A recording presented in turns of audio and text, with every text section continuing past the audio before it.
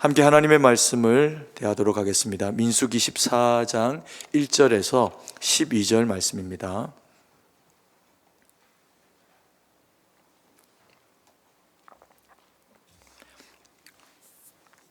민수기 14장 1절에서 12절 말씀입니다. 한 절씩 나눠서 읽고 마지막 절은 같이 읽도록 하겠습니다. 온 회중이 소리를 높여 부르짖으며 백성이 밤새도록 통곡하였더라.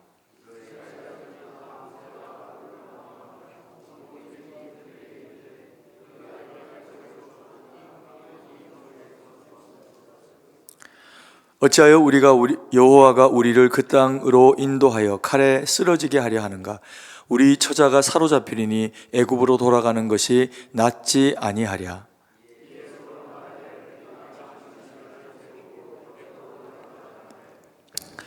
모세와 아론이 이스라엘 자손의 온 회중 앞에서 엎드린지라.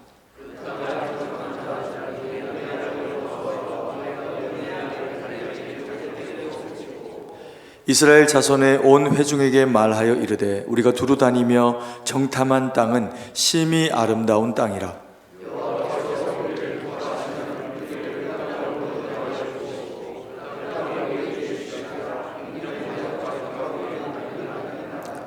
다만 여호와를 거역하지 말라. 또 그 땅 백성을 두려워하지 말라. 그들은 우리의 먹이라. 그들의 보호자는 그들에게서 떠났고 여호와는 우리와 함께 하시느니라. 그들을 두려워하지 말라 하나.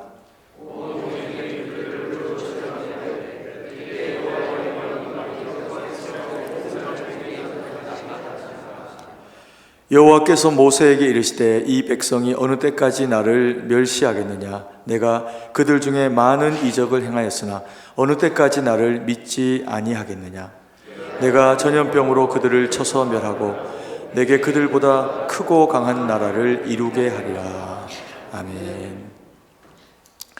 이스라엘 백성들이 하나님의 인도하심을 받고 가나안으로 떠나게 됩니다. 가나안으로의 그런 그 진군을 앞두고 여호와 하나님께서 모세에게 말씀을 하시고 이스라엘 백성들은 그들 가운데서 하나님의 말씀을 붙잡고 그리고 가나안을 향해서 나아가게 됩니다. 그리고 그런 이제 걸음들을 걷고 이런저런 일들이 반복적으로 있는 그 과정 가운데서 하나님이 그들 가운데 12명의 정탐을 뽑아서 지도자들을 뽑아가지고 가나안 땅을 들어가서 그 땅을 정탐하도록 하는 명령을 모세에게 하시게 됩니다. 그리고 모세가 이스라엘 백성들 가운데 그들을 세워서 그들로 하여금 정탐의 역할을 그렇게 이제 감당하도록 모세 또한 순종하고 또 하나님의 명령을 따라서 이스라엘 백성들은 그 여정을 감당을 하게 됩니다. 아마 여호와 하나님께서 이스라엘 백성들에게 이런 그 정탐을 세우고 또 지도자들로 하여금 그 일들을 감당하게 하셨을 때는 두 가지의 기대가 있었을 것으로 그렇게 생각이 됩니다. 첫 번째는 실제로 그들이 들어가야 할 그 땅을 경험하게 하는 것을 통해 가지고 지금 현재 좀 곤고하고 힘든 그런 그 상황 가운데 있다고 하더라도 장차 들어가게 될 가나안 땅이 가지는 그런 그 능력과 또 그 땅이 가지고 있는 그 유익함들을 바라보면서 마음의 위로를 경험하라, 얻으라라고 하는 그런 그 측면이 있었을 겁니다. 그래서 그 땅의 열매를 취하여서 가지고 오라라고 하는 명령을 하시는 것을 통해서 그 땅이 얼마나 풍요로운 땅인지, 여호와 하나님께서 그들에게 약속으로 주신 땅이 젖과 꿀이 흐르는 땅이다라고 하는 것을 그들로 하여금 먼저 경험토록 하고, 그리고 이제 그 땅의 마음을 가지고 준비하고 들어가도록 하나님이 그와 같은 명령을 하신 것으로 보입니다.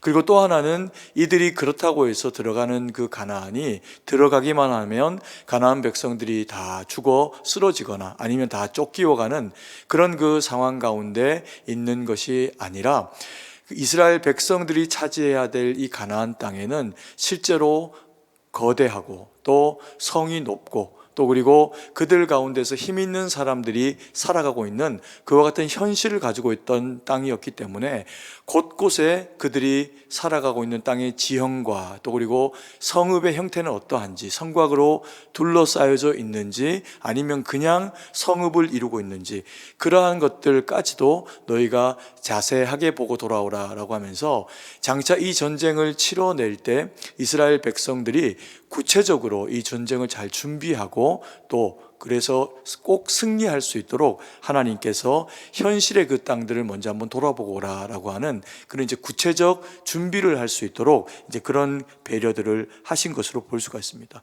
그리고 이제 그들은 그 땅을 두루 다니고 한 40일 정도를 그 땅을 다니면서 그 땅에 어떤 과실이 있는지 또 어떤 성읍에 어떤 사람들이 살고 있는지를 다 이제 조사를 해 오게 됩니다. 그리고 모세 앞에서 이제 돌아온 그 상황들을 가지고 보고를 하는데 그때 먼저 갈렙이 하나님께서 정말 이 땅을 우리에게 주셨다 그렇게 이야기를 하면서 약속의 말씀으로 하신 대로 젖과 꿀이 흐르는 그와 같은 땅이었더라라고 갈렙이 그렇게 이야기를 합니다.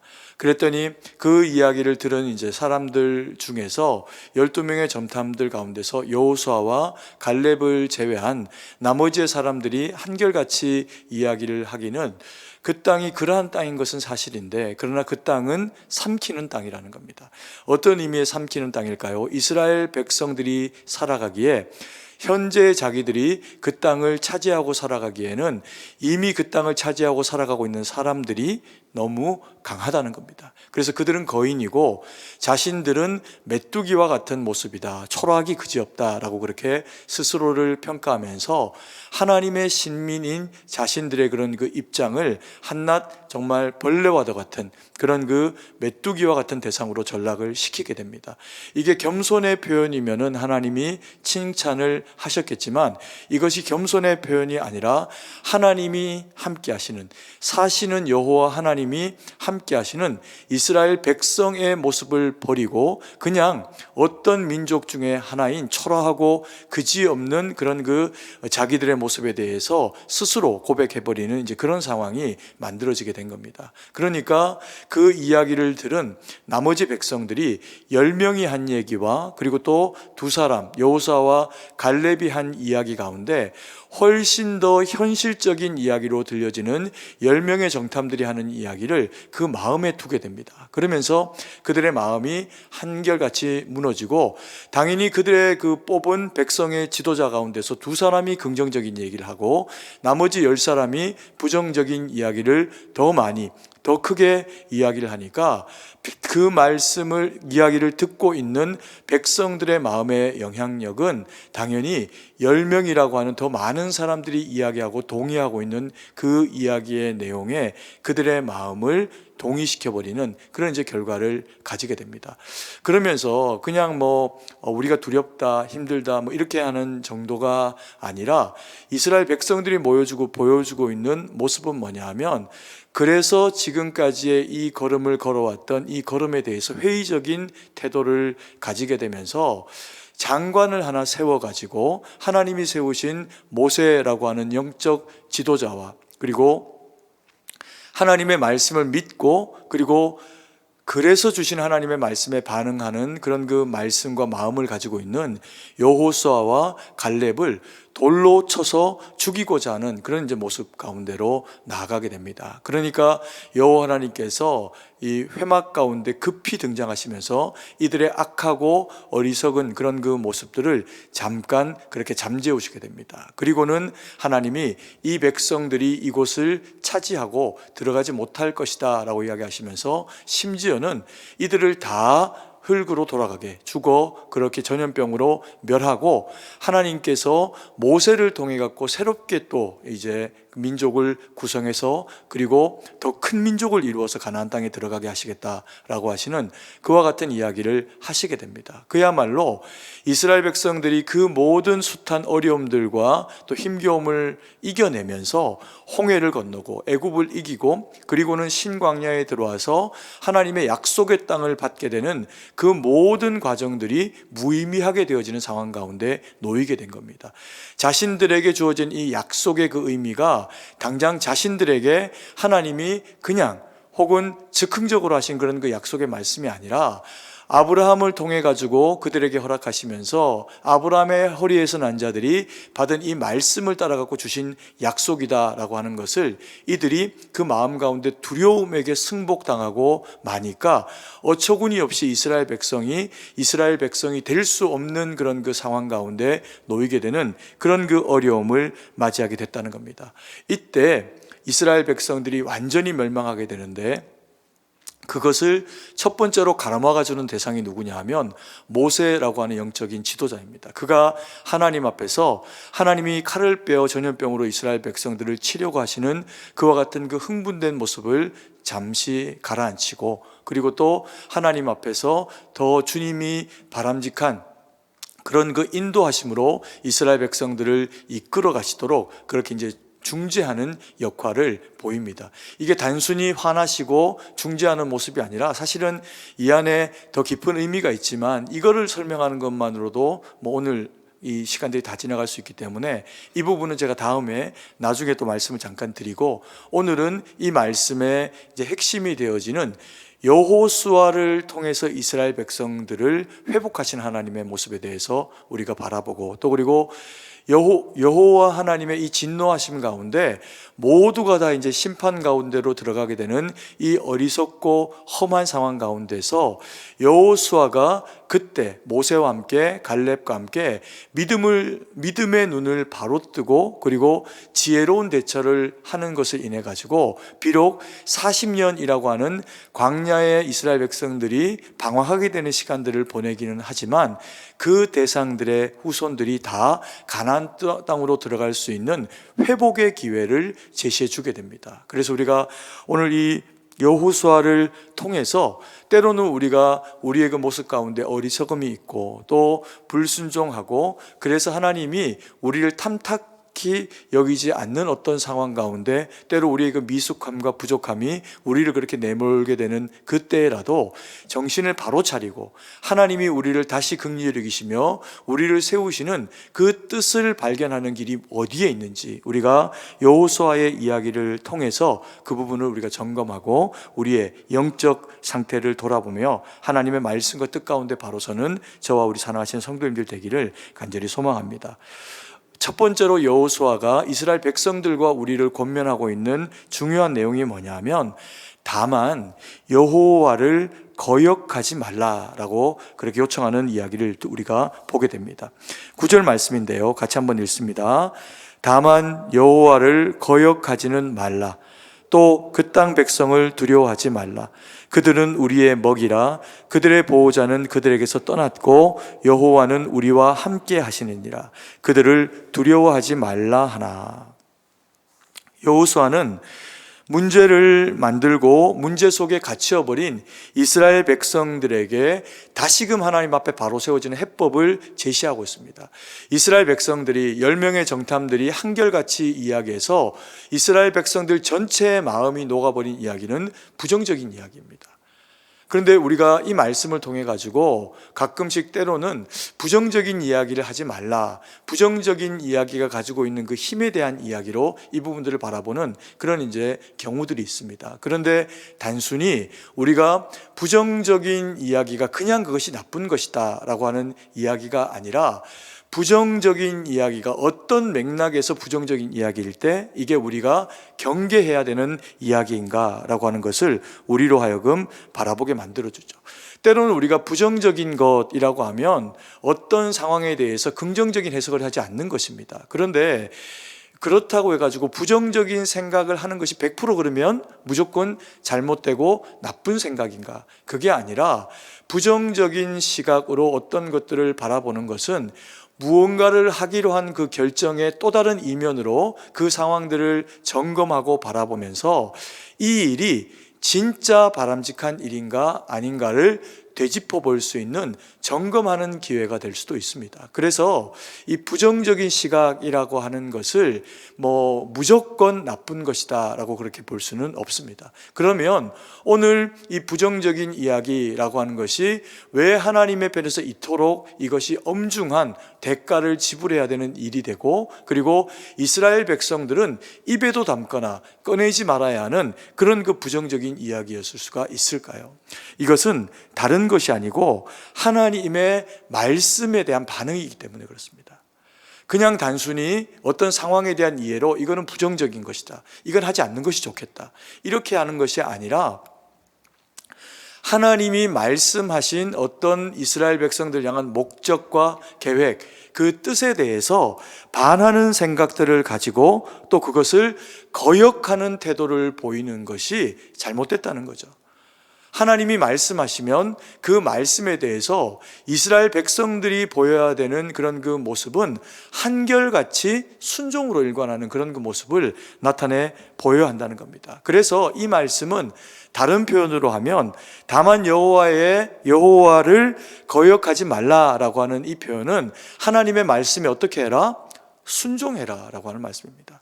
이것은 이스라엘 백성들이 광야를 건너올 때 그들에게 주신 말씀, 희망의 메시지이기도 하지만 이보다 훨씬 더 이전에 약속의 말씀으로 아브라함과 그의 허리에게서 나게 될 그 후손들을 향해 가지고 이미 선포해서 주님이 주셨던 말씀입니다. 이 믿음의 말씀이 대를 거듭해서 이삭을 거치고 그리고 또 이삭을 넘어가지고 야곱을 지나고 나서도 이 말씀은 바뀌지 않습니다.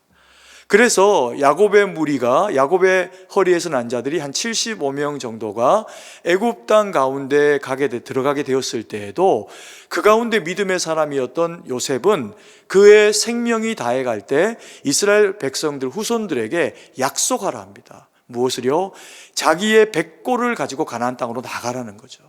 여기에 자기가 지금 죽어서 목숨이 다하더라도 내가 묻힐 땅은 애굽 땅이 아니라 죽고 난 이후에라도 내가 가야 할 땅은 약속의 땅이다 라고 하는 것을 자신에게 그리고 이스라엘 백성들에게 상기시켜주고 있는 그런 그 내용입니다. 그래서 이 말씀은 누구에게도 이스라엘 백성들에게도 선포된 이상 바뀔 수 없는 이야기라는 겁니다. 그래서 이 말씀에 무엇해라? 순종해라 라고 그렇게 이야기를 하고 계시는 거죠. 그러면서 또 하나 이 말씀, 다만 여호와를 거역하지 말라라고 하는 말씀의 또 하나의 맥락은 뭐냐 하면 하나님이 세우신 모세라고 하는 영적 지도자에게 어떻게 하라? 순종하고 그를 거스르지 말라라고 하는 그런 그 말씀을 하고 계시는 겁니다. 모세가 왜 이스라엘 백성들에게 거스르지 말아야 될 대상인가요? 그가 지도자이기 때문인가요? 그는 지도자이기 때문만이 아니라 그는 하나님의 말씀을 받은 주의 종이기 때문입니다. 그냥 지도자이기에 의견을 이야기하고 이런 차원이 아니라 그가 이스라엘 백성들을 위해서 기도하고 어떤 문제가 생기면 주님 앞에 가지고 나와서 자기가 해결할 수 없는 문제이니 자신에게 주어진 이스라엘 백성들에게 주어진 그 모든 상황과 문제에 대해서 모세가 보이는 한결같은 모습은 뭐냐면 자기가 해결자라고 이야기를 하는 게 아닙니다. 주님 앞에 가지고 나아가서 주님 앞에 묻고 주님이 손을 내밀어라, 지팡이를 내밀어라, 말씀하시면 순종하고 홍해를 가르게 하고 이스라엘 백성들이 배고프다 하면 하나님 앞에 묻고 때로는 자기가 돌로 쳐 죽임을 당할 것 같은 어려움과 힘겨운 상황 가운데 있을 때조차라도 그들의 목마름과 그들의 먹거리와 그들의 고기 없음과 그 모든 상황들을 가지고 하나님 앞에 나아가는 믿음의 사람이었던 겁니다. 그래서 주님 앞에 묻고 그래서 하나님은 모세를 하나님이 기뻐하시면서 성경에 그를 뭐라고 표현하고 있냐면 그는 나의 친구, 그는 나의 사환 이렇게 표현합니다. 종이라는 거죠. 그리고 가까운 대상이라는 겁니다. 하나님이 가까운 대상이다라고 이야기하는 건 다른 맥락이 아닙니다. 나를 알고 내 말씀에 순종하는 거리가 짧다는 거죠. 말씀하면 즉각 순종한다는 겁니다. 모세가 이와 같은 상황을 그렇다고 해서 쉽게 그의 인생 가운데 받아들인 게 아닙니다.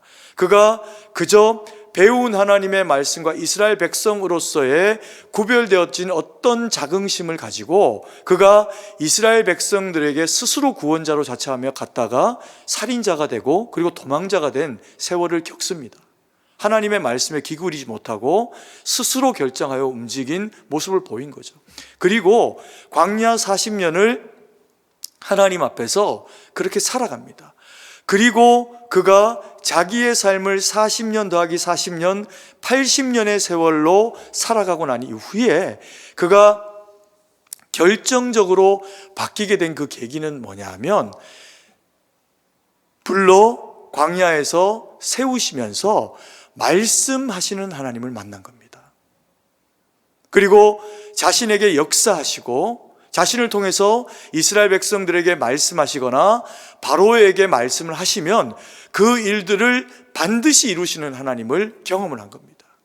그래서 믿음 없던 모세가 믿음의 사람으로 하나님을 만나고 나서 하나님과 동행하는, 주님이 가라 하시는, 주님이 이렇게 해라 라고 하시는 그 모든 역사들에 순종해내면서 그는 점차 더 이스라엘 백성들 가운데서 영적인 지도자로, 살아계신 하나님의 능력을 드러내는 일꾼으로 세워지게 됩니다.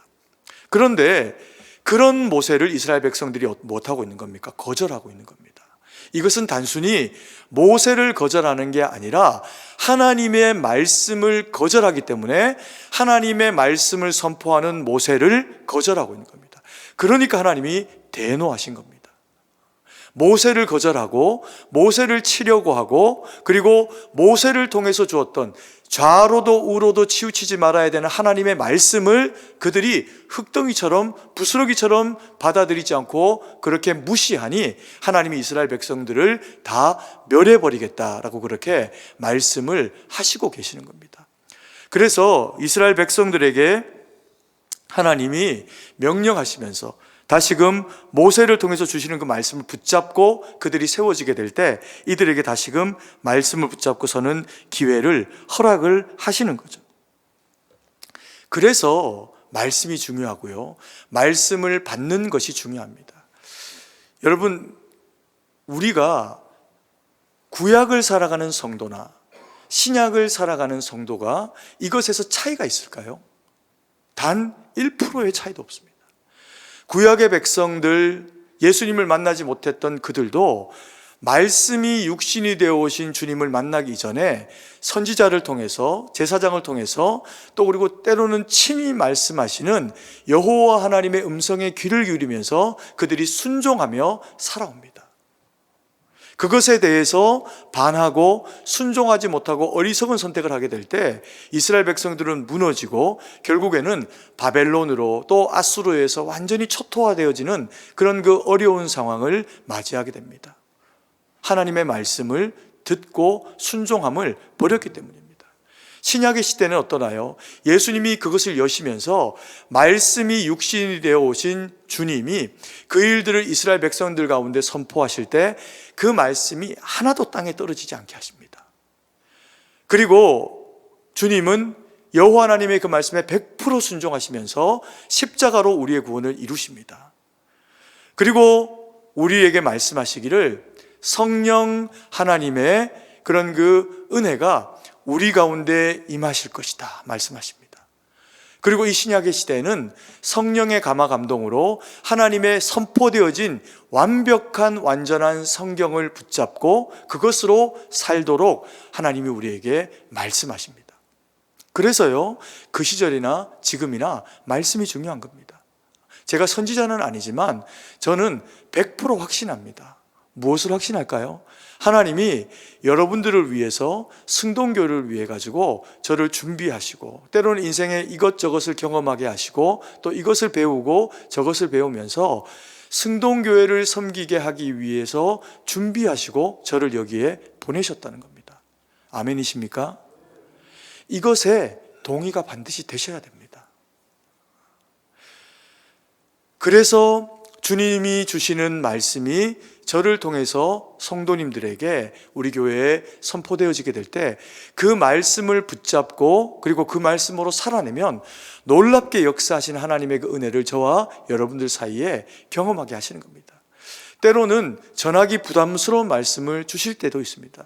저도 아멘하기 힘들 때가 있습니다. 그럼에도 불구하고 하나님이 그것을 선포하게 하시고 담대하게 선포하게 하시고 그 말씀을 붙잡고 일어서서 나아가면 하나님이 순종하여 선포한 그 말씀 가운데 역사하시는 것을 경험하게 됩니다. 그것이 저와 저를 비롯한 우리 교육자들이 가지고 있는 그런 그 역할이라는 거죠.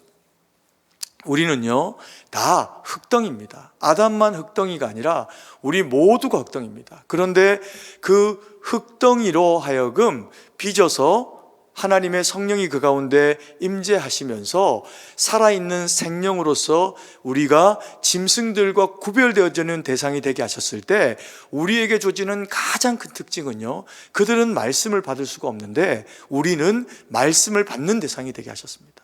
그래서 때로 우리가 세상을 살아갈 때 힘겹고 어려운 나의 한계를 넘어서는 어떤 일들을 만나면요, 우리는 낯빛이 흑빛이 됩니다. 그리고 때로는 우리의 인생 가운데 우리의 마음이 모이지 못하게 하는, 흩어지게 만들어지는 연약함을 어려운 세상 가운데 경험을 하기도 합니다.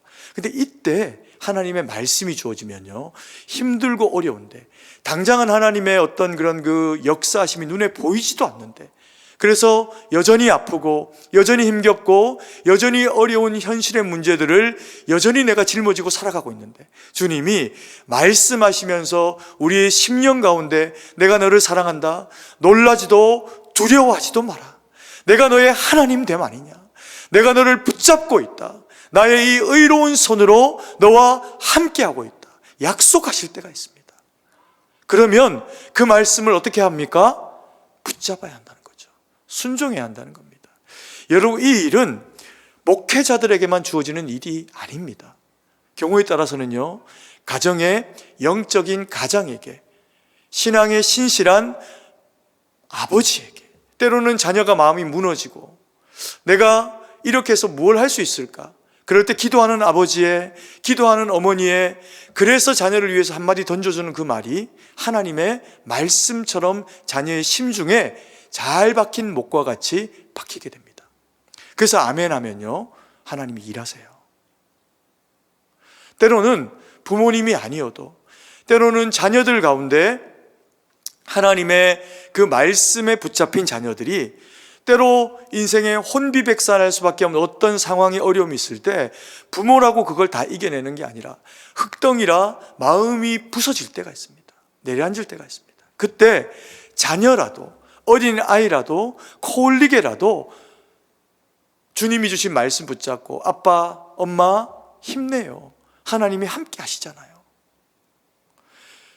그러면 그 입술로 나온 이야기는 하나님의 말씀입니다. 그걸 붙잡으면 주님이 일하세요. 우리가 살면서 가난만 아니라 때로 힘겹고 어려운 인생들을 이스라엘 백성들만 아니라 우리도 많이 만나고 살아갑니다. 그렇지 않습니까? 근데 그때마다 우리가 주님 붙잡고 살아내고 하루를 버텨내고 하루를 견뎌낼 때 하나님이 우리와 함께 하시는 것들을 우리는 경험하면서 이 자리까지 왔습니다. 그래서 하나님의 말씀을 붙잡아야 되고요, 하나님의 말씀을 붙잡는 저를 조금은 존중해 주셔야 됩니다. 그래야 저와 여러분들이 하나님의 말씀과 뜻 가운데 단단하게 세워질 수 있습니다. 아멘이십니까? 두 번째로 여호수아를 통해서 하나님이 말씀하고 계시는 내용은 뭐냐면 그 땅의 백성을 두려워하지 말라라고 그렇게 권면합니다. 아니, 무서운데 두려워하지 말라고 한다고 두려움이 사라집니까? 9절 말씀인데요, 다시 한번 읽겠습니다. 다만 여호와를 거역하지 말라, 또 그 땅 백성을 두려워하지 말라, 그들은 우리의 먹이라.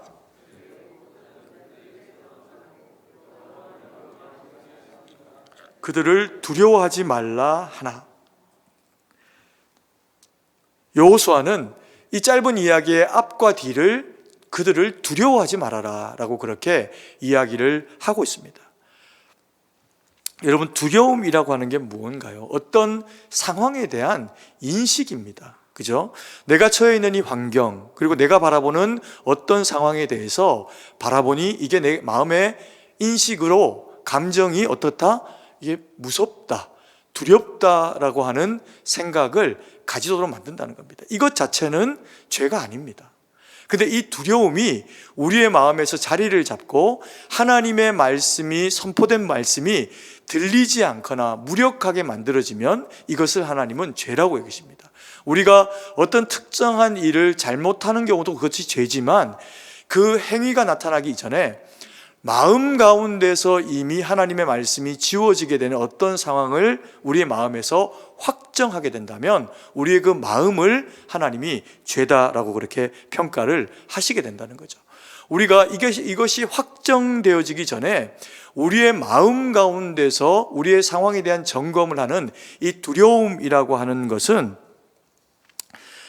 당장 죄이기 이전에 우리를 지켜낼 수 있는, 우리의 몸이나 우리의 마음을 지켜내기 위해서 주님이 우리 가운데 주신 보호장치입니다, 사실은. 그래서 부정적인 생각이 반드시 죄인 것은 아닌 것처럼 하나님의 말씀과 반할 때 죄가 되는 것이지, 부정적인 생각은 더 긍정적일 수 있도록 점검하는 계기가 되면 죄가 되지 않을 수 있는 것처럼, 두려움도 이 마음이 우리에게서 자리 잡아서 하나님의 말씀을 저버리게 만드는 어떤 상황이 아니라면 이 두려움이 당장의 죄는 아니라는 겁니다. 오히려 이 두려움이 없으면 문제가 되는 경우들이 있습니다. 아이들을 키워보면 아이들 중에서 용감한 친구들이 있습니다. 밑바닥에 분명히 내려놨는데 잠깐 한눈 돌린 사이에 꼭 의자 위에 올라가 있고 소파 꼭대기에 서 있고, 내지는 저기를 어떻게 올라갔는지 서랍장을 하나씩 다 빼면서 거기 꼭대기에 앉아 있는 그런 우리 아이들을 만나기도 합니다. 그런데 그 아이들을 보면서 우리가 용감하다 이렇게 이야기하지는 않죠. 그 용감한 아이들이 인생에 훈장을 달기도 합니다. 어떤 훈장을 달까요? 거기서 떨어져 가지고 턱이 깨지고 머리 빵꾸 나고, 그리고 엄마가 분명히 지지 이건 만지는 거 아니야 라고 그렇게 숱하게 이야기했음에도 불구하고 그 용감함이 날카로운 것을 만지고 뜨거운 것을 만지면서 베고 또 쓸리고 이런저런 흉터, 상처를 안게 되는 훈장을 가지기도 합니다. 그래서 이런 두려움이 없는 아이들에게 그런 일들을 통해 갖고 두려움을 가지게 되는 것을 통해서 자기를 더 건강하게 세우도록 하시는 것이 우리 인생들에게 하나님이 주신 보호장치란 것입니다. 그래서 이 두려움의 마음은 우리 모두에게 있을 수 있고, 이것이 찾아온다고 해가지고 하나님이 당장에 이것을 우리에게 죄다라고 그렇게 정죄를 하시지는 않는다는 거죠. 그래서 이 두려운 마음이 주는 그 유익함은 상황을 점검하고, 그리고 그 두려움을 제공하는 그 문제들을 해결할 수 있는 그 단초를 우리로 하여금 얻도록 하는 그 신중함을 가질 수 있는 그런 유익이 있습니다. 그런데 이 두려운 마음이 가지는 약점이 또 있을 수 있는데, 이 약점이 뭐냐면 혼비백산하게 만드는 겁니다, 사람을. 마치 강아지를 한 마리 키우는데 집을 지키는 개가 산에서 우는 범의 울음소리를 듣고 자기를 잡아먹으러 온 거라고 생각하면서 오줌을 지리고 겁을 먹고, 그러면 그 개는 주인도 집도 자신도 당연히 지켜낼 수가 없겠죠. 그래서 그렇다고 해서 이 말씀이 그 땅의 백성을 두려워하지 말라라고 하는 이 두려움에 대한 권면이 하나님의 말씀 없이 용감해지라는 이야기가 아닙니다. 하나님의 말씀이 없이 용감해지면요, 이건 무모함이 됩니다. 이스라엘 백성들이 요 사건 바로 뒤에 하나님에게서 너희가 들어가지 못하리라 라고 하는 말씀을 듣고 나서 그들이 보이고 있는 모습은 뭐냐면요, 정신을 차리면 안 되는데 하나님이 가지 말라고 했는데 이스라엘 백성들이 가나안으로 침공합니다. 그랬다가 그들이 엎드려지게 되는 결과를 가지게 됩니다. 주님의 말씀 없이 가지게 되는 이 용감함은 무모함이 되어서 하나님이 함께 하시지 않는다는 겁니다. 우리가 아무리 연약하고 우리가 아무리 부족해도 연약한 중에라도 주님을 붙잡으면 주님이 우리와 함께 하시는데, 그것을 가지는 것이 믿음이라는 거죠. 그래서 여호수아는 우리에게 세 번째 권면의 이야기를 합니다. 여호와는 우리와 어떻게 하신다? 함께 하신다는 거죠. 9절 말씀 한 번 더 읽겠습니다. 다만 여호와를 거역하지 말라. 또 그 땅 백성을 두려워하지 말라. 그들은 우리의 먹이라. 그들의 보호자는 그들에게서 떠났고 여호와는 우리와 함께 하시느니라. 그들을 두려워하지 말라 하나. 여호수아가 세 번째로 마지막으로 우리에게 권면하고 있는 이야기는 뭐냐면 여호와는 우리와 함께하고 계신다. 그래서 두려워하지 말라는 겁니다. 하나님이 이미 말씀하셨고 그가 보여주고 있는 그 모습의 이야기는 뭐냐 하면 그저 주님이 함께 하시니까 우리 두려워할 필요 없다. 그냥 이렇게 단순하게 이야기를 하시는 것이 아니라 그는 확정하고 있습니다. 무엇을요? 하나님이 이 땅을 우리에게 주셨다. 우리 조상에게 말씀으로 주셨고 우리에게 약속하신 땅을 주시기 위해 가지고 하나님이 여기까지 우리를 불러내시고 함께 하셨다는 겁니다. 그러면 여호수아는 이스라엘 백성들과는 다르게 이것을 어떻게 그렇게 확신하고 있었을까요? 사실은 살아온 그 모든 상황과 근거가 10명의 정탐꾼이나 여호수아와 갈렙이 다르지가 않습니다. 똑같이 이스라엘 백성들이 나올 때 나왔고 그리고 홍해를 건넜고 신광야를 떠돌았고 먹을 것이 없을 때 만나와 메추라기를 먹었고 마실 물이 없을 때 하나님이 반석을 쳐서 주신 물로 그들이 목마름을 해결했습니다. 그런데 정탐꾼으로 파견이 되고 난 이후에 가나안 땅의 현실의 상황들을 보고 나서 두려움이라고 하는 것이 그들의 마음 가운데 찾아오니까 10명의 정탐은요 잊어버렸습니다. 무엇을? 하나님이 이 땅을 우리에게 주셨다라고 하는 말씀을. 말씀보다 현실의 성벽과 안악 족속이 더 거대하고 강해 보였기 때문에 그렇습니다. 생각이 안 나는 겁니다. 마치 베드로가 무리를 걷다가 예수님에게 걷게 해달라고 청하고 주님 보고 걷다가 멀쩡히 주님 보고 무리를 걷다가 파도가 일어나는 것을 보고 그 파도를 보고는 빠져든 것처럼 믿음이 파도에 쓸려 내려가 버린 겁니다. 현실이 훨씬 더 크고 두렵게 여겨진 겁니다. 그러면 여호수아와 갈렙이 붙잡은 건 뭘까요? 그는 여기까지 오는 동안에 정탐을 보내시고 정탐으로 자기가 파송되어져서 갔다가 돌아오는 이 모든 과정 가운데 모세를 통해서 말씀하신 하나님이 자신과 이스라엘 백성들에게 어떻게 역사해 오셨는지를 마음 가운데 확신하고 있었던 겁니다.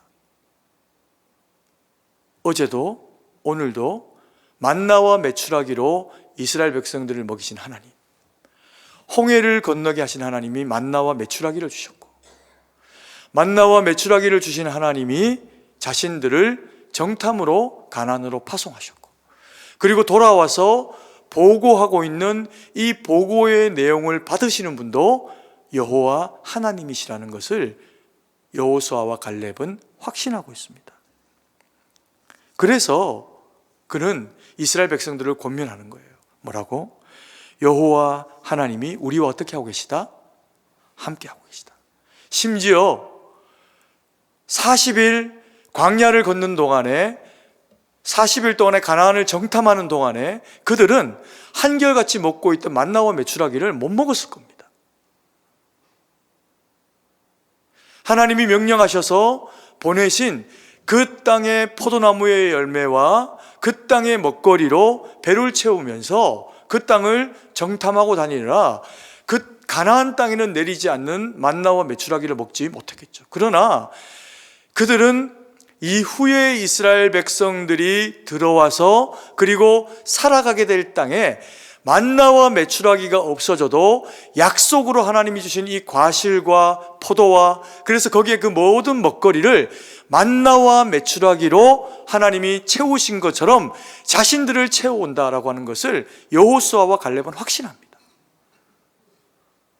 이스라엘 백성들은 이들이 먹지 못한 만나와 메추라기를 40일 동안 먹고 살아왔습니다. 그러면 이 두 무리가 만나게 되었을 때 이스라엘 백성들이 누구의 이야기에 귀를 기울이고 누구를 돌로 쳐야 하는 것이 마땅한 모습일까요? 만나와 메추라기를 오늘 아침에도 먹었습니다. 하나님의 살아계심을 그것으로 확인했습니다. 구름 기둥 불 기둥으로 인도하신 하나님이 여전히 함께 하십니다. 그런데 들려오는 이야기에 두려움이 찾아오니 하나님의 말씀이 온전히 다 치워져 버리고 만 겁니다. 여러분, 이것이 여호수아와 갈렙을 통해서 우리에게 주시는 중요한 메시지가 뭐냐면, 하나님의 말씀은 우리가 이러한 상황과 저러한 상황에 선택할 문제가 아니라는 겁니다. 신뢰하고 붙잡아야 하는 이야기라는 거죠. 우리에게 선택의 여지를 주시지 않는다는 이야기입니다.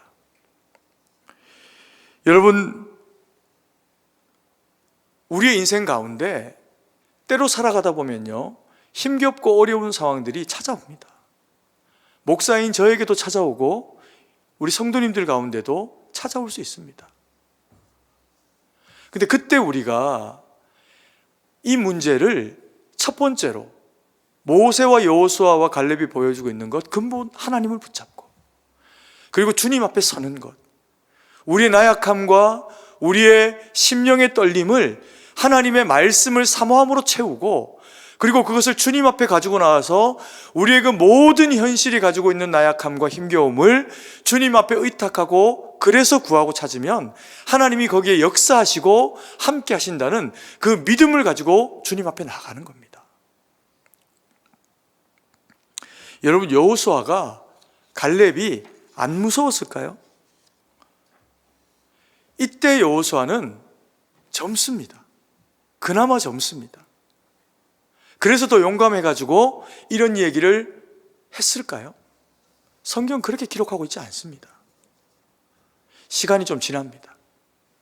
한 40년 정도 시간이 흐릅니다. 그리고 모세가 하나님의 부르심을 받고 세상을 떠나게 됩니다. 그리고 이스라엘 백성들을 이끄는 최고 책임자로 모세가 아니라 여호수아가 세워지는 시기를 경험합니다. 그때 여호수아가 막 마음이 신났을까요? 모세가 없다, 대박, 뭐 이랬을까요? 그렇지 않습니다. 그의 마음에 찾아온 정서는 두려움입니다. 놀랍죠? 40년 전에 그에게 함께했던 백성들이 보였던 그 모습, 두려움이 찾아옵니다. 그런데 차이가 있습니다. 어떤 차이가 있을까요? 모세도 갈렙도 다 두려웠을 겁니다. 여호수아도. 근데 그들은 이 문제를 하나님 앞에 가지고 나가는 것에 주저함이 없었습니다. 백성들이 돌로 치려 할 때도 주님 앞에 기록된 말씀은 뭐라고 이야기하냐면 엎드렸다 얘기합니다. 여러분, 당장 눈앞에 가나안 백성이 두렵습니까? 아니면 당장 나를 돌로 치려고 하는 이스라엘 백성들이 무서울까요? 모세와 여호수아의 입장에서는 당장에 그들을 돌로 치려고 하는 백성들이 더 무서울 수 있습니다. 그런데 그때도 그들이 보여준 한결같은 모습은 뭐냐면 엎드린 겁니다. 여호와 하나님 앞에 엎드려. 이스라엘의 지도자가 되어져서 여호수아가 모세 없이 이스라엘 백성들을 이끌고 가나안으로 들어갑니다. 그때 그 마음은 두려움으로 가득 찹니다.